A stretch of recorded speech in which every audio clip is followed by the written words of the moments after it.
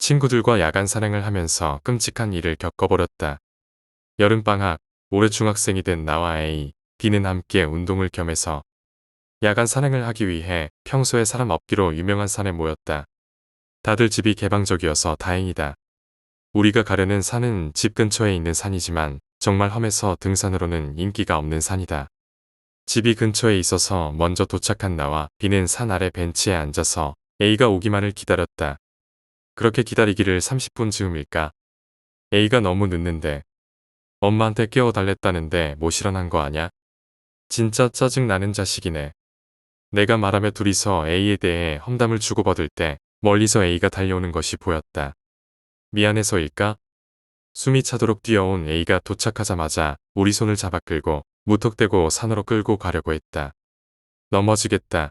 라고 내가 말하며 그렇게 정신없이 A를 따라가기를 30분이 흘렀을까? 아직 어둠이 채 거치지 않은 새벽이라 어디까지 올라왔는지 도저히 알 수가 없다. 그 흔한 이정표 하나조차 보이지 않는 게 조금 이상하기도 했다. 그때 B가 A에게 소리쳤다. 어디까지 가는 거야? 갑자기 나타나서는 뭐 하는 거야? 아무래도 A가 이상하다.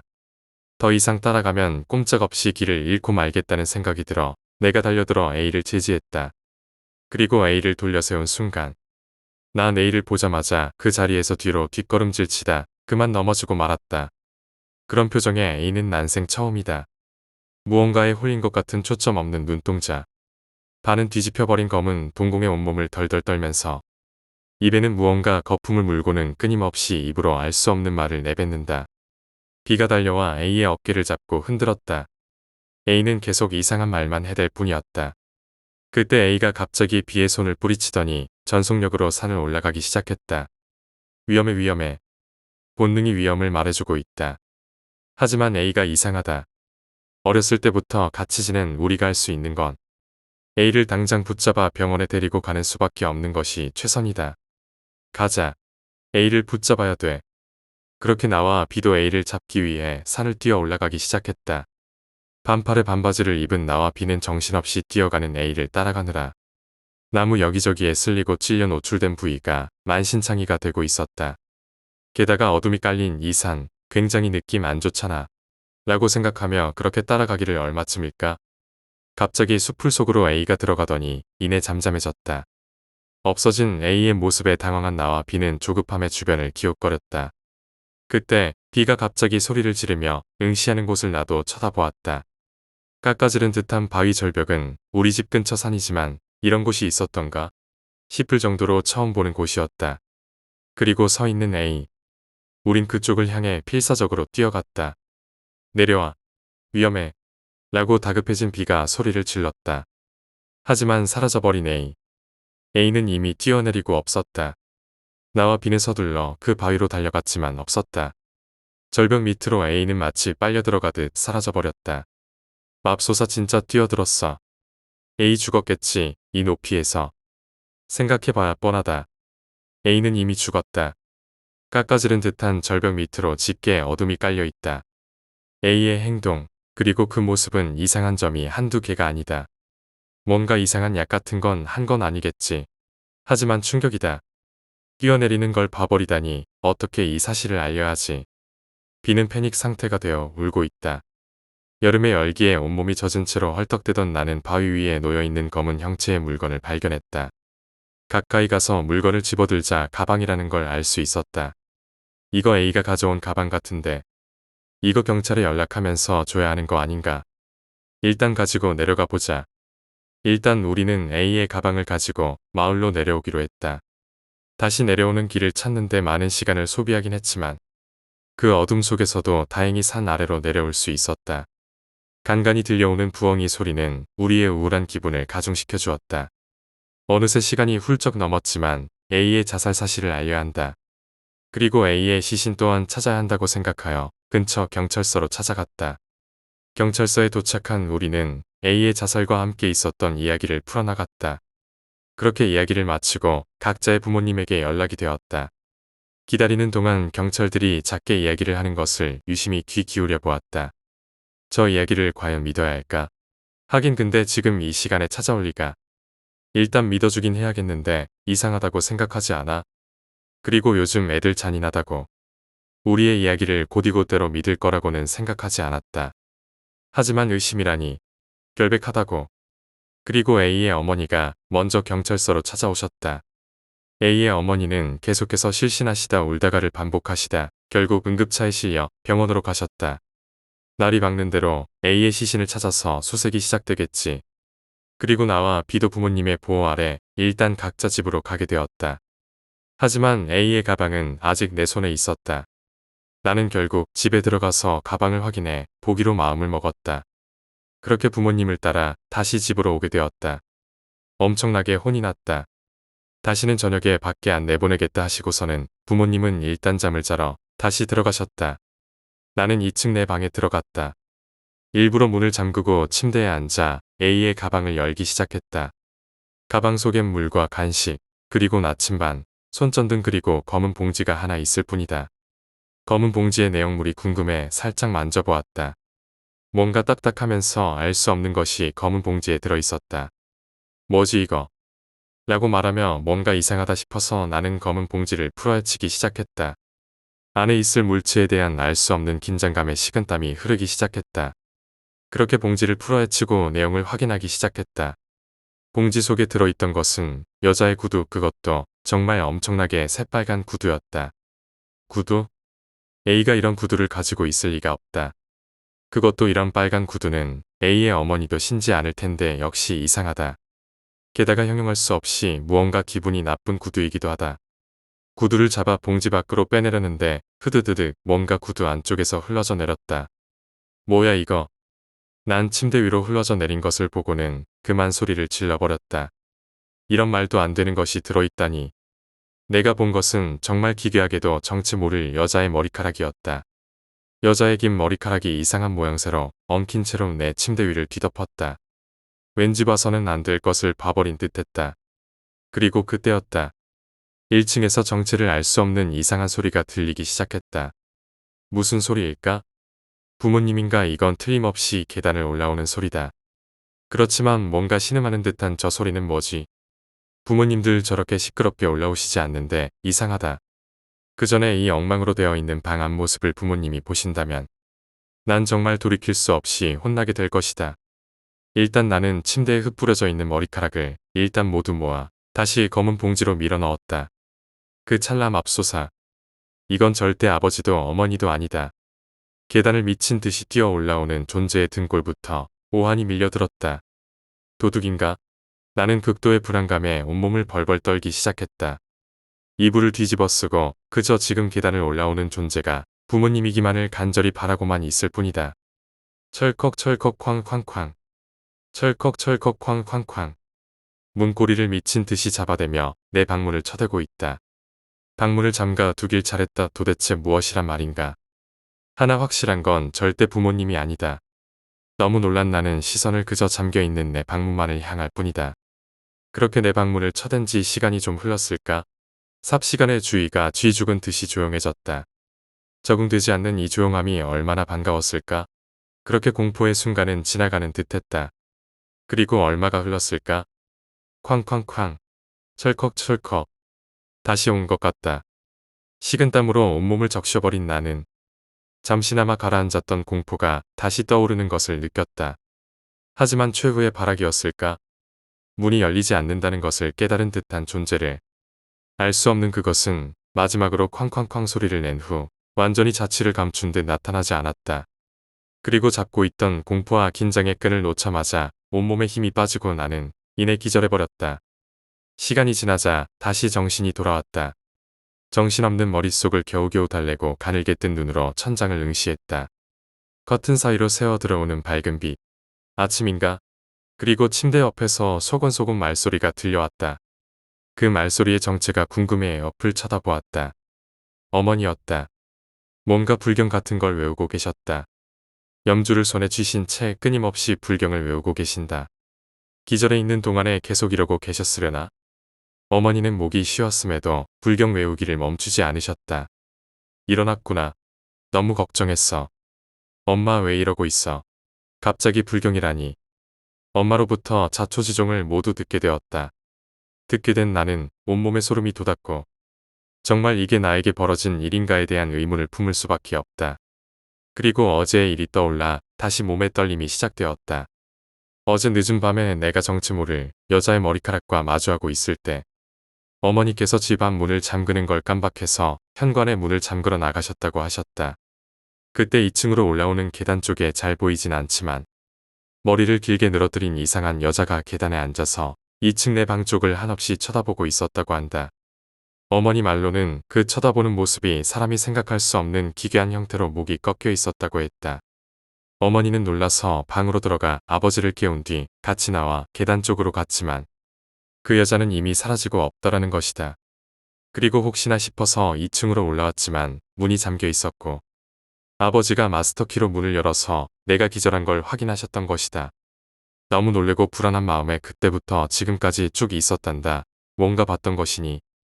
어머니가 말씀하셨지만 나는 차마 내게 있었던 일을 어머니에게 설명할 수가 없었다. 걱정을 가중시켜 드릴 수는 없다. 그리고 어제 내 방문을 그렇게 미친 듯이 쳐대던 소리는 듣지 못하신 건가? A의 자살로 인해 충격이 너무 커서 그랬나 보다라고 대충 대답한 뒤 멍한 상태로 점심시간 전까지 그렇게 침대에 누워 있었다. 어제의 일, 내 방문을 세차게 두드리던 존재, 그리고 엄마가 보았다는 그 이상한 여자, 마지막으로 A의 가방에서 나온 주인 모를 빨간 구두와 머리카락. 난 더 이상 이대로 있다간 무언가 일이 터질 것 같다고 생각했다. 나름의 생각으로 일단 먼저 B에게 전화를 걸어 지금 당장 만날 것을 통보했다. B 또한 전화로 어제 한숨도 못 잤다느니 부모님한테 엄청 혼났다느니 나름 자신의 상황을 나에게 이야기해 주었다. 그리고는 가까운 동네 놀이터에서 만나기로 약속을 잡았다. 그렇게 B와 함께 먼저 동네 놀이터에서 만나 내가 어제 있었던 이야기에 대해 이야기를 해주었다. B는 거짓말하지 말라며 내게 이야기했지만 우리 부모님이 직접 본 것은 무엇이냐고 반문하자 아무 말도 못하고 입을 닫아버렸다. 그리고 메고 나온 A의 가방에서 어젯밤 내가 보았던 구두와 그 머리카락을 B에게도 보여주었다. 이 구두 머리카락 정말 이상해. 맞아, 이 두 개에 대한 연관성을 찾아낸다면 내가 어제 있었던 일도 A에게 있었던 일도 풀 수 있을지 몰라. 일단 우리가 할 수 있는 건 A의 어머니를 찾아가 그날 A의 상태에 대해 물어보는 것밖에 없다고. 우리는 겪었던 모든 것이 A의 죽음과 연관성이 있다고 결론을 내렸다. 단 한 가지 A의 행동. 만약 이 모든 것이 연관성이 있다면 A의 어머니가 A의 이상행동에 대해 뭔가 알고 있는 게 있을 것이다. 일단 우리는 A의 어머니가 입원해 계신다는 병원으로 걸음을 옮기기 시작했다. 되도록 서둘러서 나와 B는 A가 입원해 계시는 병원에 도착을 했다. 접수처에서 A 어머니의 병실을 확인하자 응급실로 표시가 되어 있었다. 급히 응급실로 가서 A의 어머니를 찾았다. 가까이서 본 A의 어머니는 매우 수척해 보이셨다. 밤새도록 굴다가 실신을 반복하신 건가? 우리를 보고 어서 오라고 하는 목소리 내기조차 굉장히 힘들어 하시는 것 같다.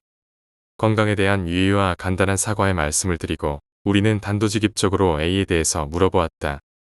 우리가 야간 산행 전부터의 행동, 그리고 혹여나 A가 이상한 구두 하나를 가지고 오지 않았냐는 것. 가장 핵심적인 이 두 가지를 먼저 물어보았다. 그리고 A의 어머니는 굉장히 골똘히 생각하시더니 말씀을 이어가셨다. 그리고 충격적인 이야기.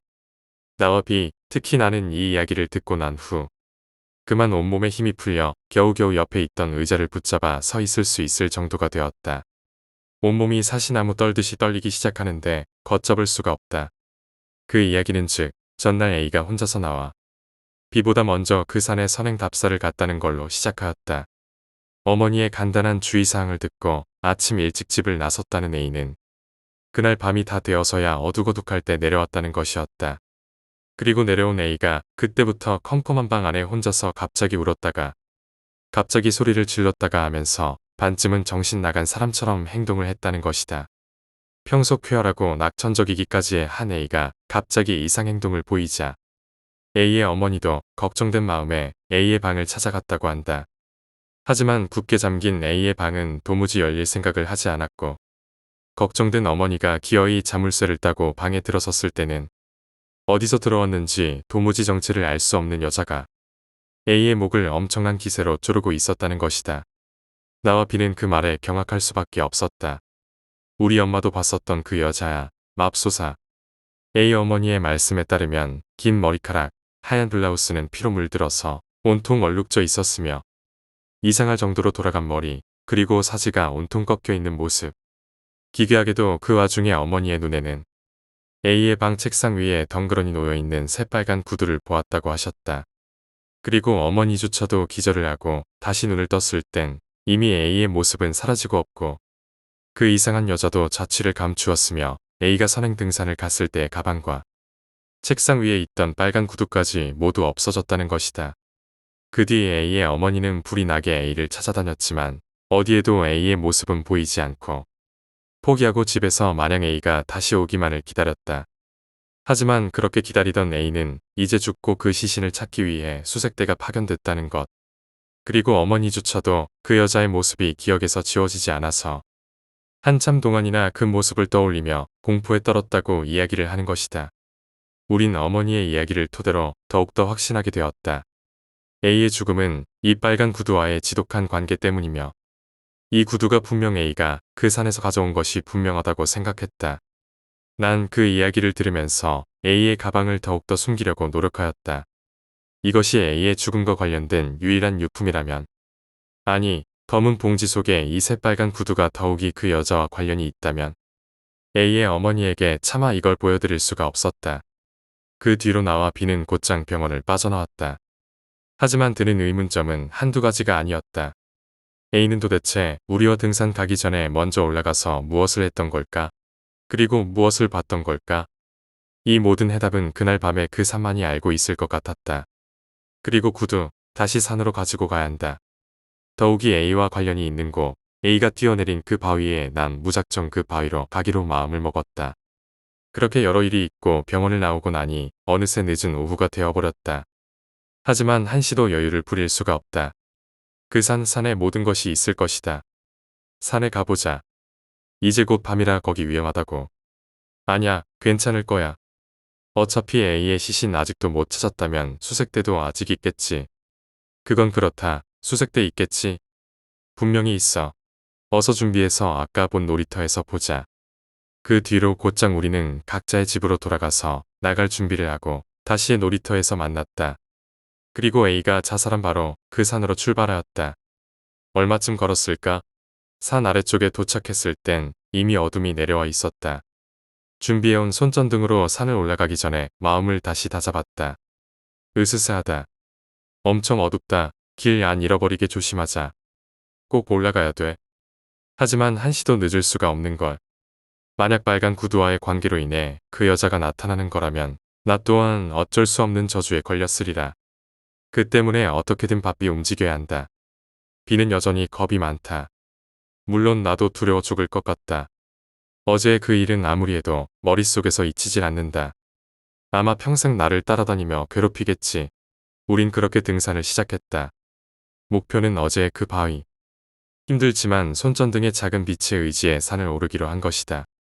앞장서던 비가 계속해서 무서움을 느끼자 어쩔 수 없이 겁 많은 비보다 내가 앞장서서 걷고 비가 따라오는 식으로 올라가기로 했다. 오른 지 얼마나 지났을까? 깜박하고 손목시계를 들고 오지 않은 게 잘못이었다. 비에게 시간을 물어봤지만 역시나 시계는 가지고 오지 않았다. 느껴지는 것이라고는 끝없이 이어지는 지난 여름의 풀 냄새, 몸을 덮치는 커다란 풀들.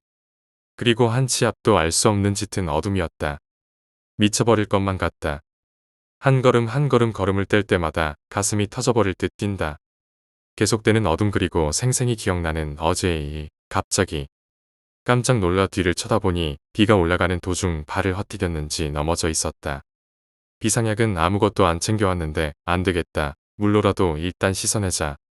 라고 내가 말하며 급히 가방에 들어있는 물을 꺼냈다. 그리고 까져버린 비에 무릎에 물을 부어서 상처 부위를 씻어주었다. 따가울 텐데. 그렇게 비의 상처 부위를 살펴보고 있을 때였다. 부스럭부스럭. 바람 소리라고 하기엔 너무나도 또렷한, 아니 정확히 말하자면 나뭇가지가 밟혀 부러지는 소리인가? 우리 외에 누군가가 있다면 수색대들인가? 아니면 그냥 단순히 들고양이? 또 아니면 설마 그 여자? 아무것도 아니다. 단순히 그냥 나뭇가지가 흔들리는 소리야. 하지만 내 예상은 전혀 그렇지 못했다. B의 뒤쪽일까? 우리가 올라오던 쪽 길의 밑에 무언가가 움직이고 있다. 그 정체가 궁금해 자세히 살펴보던 찰나. 난 B의 뒤쪽 숲풀 사이로 우리를 쳐다보고 있는 새빨간 눈과 마주하고 말았다. 분명 A와 연관이 있을 그 이상한 여자다. 숲풀 쪽에 바싹 엎드린 걸까? 우리를 발견했을까? 언제부터 따라왔던 거지?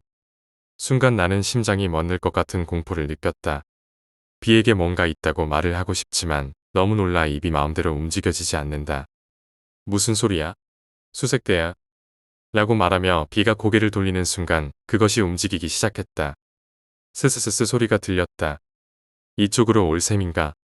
그 여자 주위로 큰 소음이 들리더니 그 이상한 여자가 숲을 나와 우리 쪽으로 모습을 드러냈다. 이상하게 뒤틀린 머리, 손과 발, 그리고 머리를 감싸고 있는 치렁치렁한 긴 머리.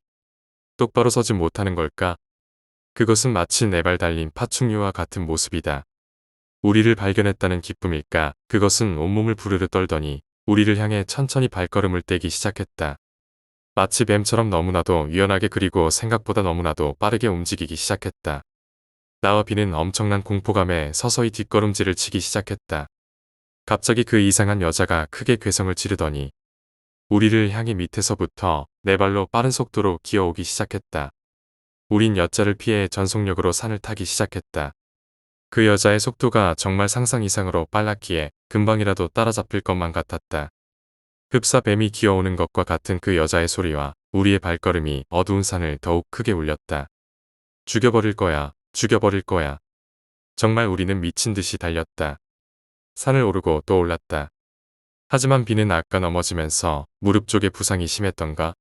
어느새 발을 저리며 뒤로 뒤쳐져 버렸다. 어서 따라와. 잡히고 만다고. 내가 외쳤지만 B는 으윽이라고 신음소리만 낼 뿐이었다. B가 그 여자에게 잡혔다. 공포 속에 혼란이 되어버린 머릿속은 그저 나밖에 생각하지 않게 된 건가? B에 대한 걱정보다 살아야겠다는 본능에 또한 B에게 너무 미안했다. 뒤를 돌아보면 그 여자가 따라오고 있을 공포감에 돌아보지도 않고 그렇게 한참을 뛰어갔다.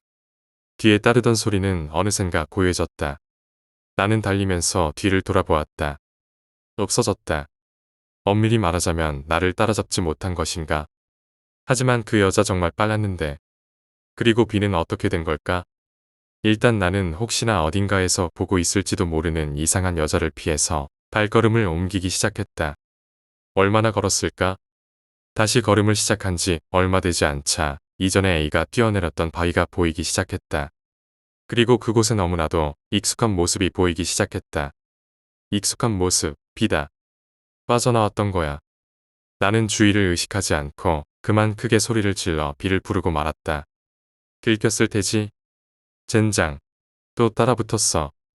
여기서부터 더 이상의 막다른 길은 없다. 단지 이제부턴 저 여자와 A의 죽음 나에 대한 저주 모든 연결고리를 끊어야 한다. 그 바위 절벽을 향해서 난 온 힘을 다해 뛰어갔다. 눈앞이 캄캄하다. 체력적인 부담이 너무 커서일까? 여기서 죽는 건가? 전기가 나가듯 정신이 파타고 나갈 것 같다. 하지만 뒤에서 아우는 저 미친 여자. 우리 인생을 송두리째 망쳐버린 저 여자. 날 죽이기 위해 오고 있다고 생각하니 절대 멈출 수가 없다. 그렇게 뛰어서 나는 바위 절벽에 도착을 했다. 난 절벽 바위 위에 우두커니 서 있는 B를 보고 기뻐했다. 그대로 B에게로 달려가서 B를 쳐다보았다. 하지만 마치 그때 A와 비슷했다고나 할까? B는 충혈되다 못해 실핏줄이 터진 것처럼 새빨간 눈을 가지고 허공을 응시하고 있다. 그리고 날 향한 옅은 하지만 분명한 웃음이 들렸다. 갑자기 B는 허공을 응시하던 눈을 돌리고 날 바라보더니 미친 듯이 웃기 시작했다. 히히 네가 날 버렸어. 이히히. 네가 날 버렸다고. 난 너무 소름이 끼쳐 그만 다리에 힘이 풀리고 말았다. 그리고 풀썩 그만 그 자리에서 주저앉고 말았다. 끝이야 모든 게 끝이야. B는 계속해서 날 보며 미친 듯이 웃으며 노려보고 뒤를 돌아보니 어느샌가 그 여자가 조금씩 기어오고 있었다. 그 괴기스런 움직임, 모든 부위가 따로 움직이듯 하다. 그리고 지금까지 너무도 정신없이 도망쳐온다고 잊어버리고 있던 A의 가방을 생각해냈다. 빨간 구두. 처음부터 가지고 있지 말았어야 할 물건이었다. 나는 떨리는 두 손을 가방 속에 집어넣고 검은 봉지를 꺼내었다. 그리고 검은 봉지 속에 든 빨간 구두를 꺼냈다. 샤라라라라. 구두 속에 들어있던 긴 머리카락들이 바람에 흩날려 날아가 버렸다. 그리고 달이 가려져 있어도 마치 새빨갛게 빛나는 것 같은 이 구두. 하지만 엄청나게 기분 나쁜 구두. 내가 구두를 꺼내 손에 쥐자 뒤에서 천천히 기어오던 그 여자는 갑자기 미친 듯이 웃더니 날 향해 뛰어오기 시작했다. 그와 동시에 앞에 서 있던 비조차 날 향해 덤벼들었다. 필사적으로 비와 거친 몸싸움을 벌일 때였다. 뭔가를 눈치챘다. 비는 내가 손에 쥐고 있는 이 빨간 구두만을 가지기 위해 발악하고 있다. 난 이 이상함을 눈치채고야 말았다. 빨간 구두 모든 원흉의 시작점 하지만 이걸 눈치챈 지채 1초도 걸리지 않아. 나는 갑자기 내 어깨를 붙잡고 뒤로 밀쳐내는 엄청난 힘에 의해 나뒹굴고 말았다. 그 여자는 갑자기 내 목을 잡아 쪼르기 시작했다. 온몸이 사정없이 뒤틀린다. 두려움과 죽음에 앞일까 나는 바지에 오줌을 지려버렸다. 그리고 아득해져가는 정신 속에서도 눈이 마치 충혈되는 것 같은 뜨거움을 느꼈다. 도와줘, 제발. 라고 내가 소리쳤지만 비는 그저 무색하게 소름 끼치는 그 미소로 웃고만 있을 뿐이다. 의식이 점차 없어지고 있다. 무기력해진 양손은 감각이 없다. 이렇게 죽는 건가? 난 마지막 발악이라도 하듯 손에 쥔 이 기분 나쁜 빨간 구두를 있는 힘을 다해 절벽 밑으로 던져버렸다. 그리고 난 정신을 잃었다. 마지막으로 내 두 눈에 남겨진 장면이라곤 빨간 구두를 따라 절벽 밑으로 비가 뛰어드는 것이었다. 시간이 얼마나 흘렀을까? 새하얀 형광등의 빛이 눈가로 스며들어오고 있다. 여기가 어디예요? 정신이 드니? 이제 정신이 들어요. 나 살아있는 거야. 이거 꿈 아니지? 꿈이라니. 다행이다. 손은 링고와 하얀 환자복 병원인 건가? 어머니는 내가 깨어났다는 안도감에 그만 눈물을 보이시고 말았다. 바위 절벽의 기절해 있는 널 수색대 아저씨들이 찾아서 긴급 후송해왔단다. 수색대가 아니었다면 어떻게 됐을지 어머니가 말씀하셨다. 그렇구나. 수색대가 날 구해줬구나. 라고 생각을 정리하는 난. 엄마 비는 애인은? 내가 물어보자 어머니는 아무 말 없이 눈물만 흘리고 계신다. 결국 내가 집요하게 어머니에게 물어보자 마지못해 옆에 있던 아버지께서 이야기를 해주셨다. 충격받지 말고 이야기를 들어라. 아버지께서 해주신 이야기는 이러했다. 그 절벽 밑으로 발견된 중학생 남자의 두 구의 시신, 그리고 한 구의 여자 시신. 공통적으로 세 구의 시신 모두 온몸에 뼈가 조각조각 나 있었다는 것. 그리고 모두 기괴한 자태로 죽어 있었다는 것이다. 그리고 발견된 빨간 구두. 수색대와 경찰들은 그 여자의 시신을 집중 수사에 들어갔다고 했다.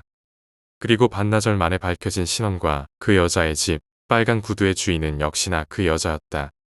구두 속에 머리카락과 시신의 머리카락이 너무나도 정확하게 일치했다. 난 단정 지을 수밖에 없었다.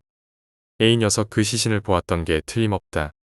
하지만 왜 빨간 구두를 가져왔을까? 그리고 그 여자는 이미 죽은 지 한참이 지났었다고 했다. 사인은 자살, 유서조차 없으며 가족조차도 없었던 고아 출신이었다고 한다. 그리고 내가 보았던, 그리고 내가 겪었던 모든 일은 말로 설명할 수 없을 만큼 공포스러웠으며 기괴했다. 그 뒤로 난 퇴원을 하였고 몇 번이나 경찰서로 가서 취조를 받으며 당시의 상황을 진술서로 자세하게 적어나갔다. 하지만 다 거짓된 내용이었다.